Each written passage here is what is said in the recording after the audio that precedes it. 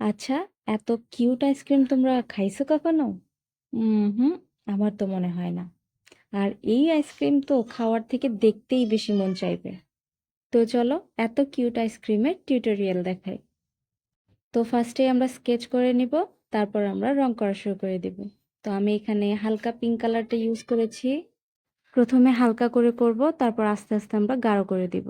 এবং মাঝখানটায় আমরা একটু হোয়াইট দিয়ে রাখবো, মানে একটু সাদা সাদাই রাখবো যেন সুন্দর লাগে। তো হালকাভাবে রং করা শেষ। এখন আমরা চোখটা রং করে নিব। ফার্স্টে আমরা ব্ল্যাক কালারটা দিয়ে নিব, অ্যান্ড নিচে দিব আমরা হচ্ছে স্কাই ব্লু কালারটা। এবং চোখের যে মনিটার ওইটা সাদা অংশটা আমরা সাদাই রাখবো। দেন আমরা মুখটা রং করে নিব, অ্যান্ড হালকা গোলাপি কালারটা আমরা একটু গাঢ় করে দিব। আর হ্যাঁ, মাঝখানটা আমরা হালকা করে আমরা গোলাপি কালার করে দিব, মানে দেখে যেন সাদা সাদাই মনে হয় এই টাইপের।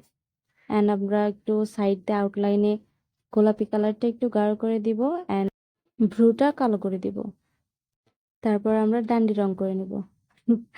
ডান্ডি না, এটাকে কি বলে, মানে যে স্টিকটা থাকে আইসক্রিমের, ওইটা রং করে নেব। দুইটা কালার দিব, চকলেট কালার আর ইয়েলো কালার। আর সাইডে একটু কিউট ভাব নেওয়ার জন্য আমি কয়েকটা লাভ শেপ দিয়েছি। তো আমি লাভ দুইটা রং করে নিব, মানে লাভগুলো। অ্যান্ড আমি আউটার লাইন করে দিব ব্ল্যাক কালার সাইন পেন দিয়ে।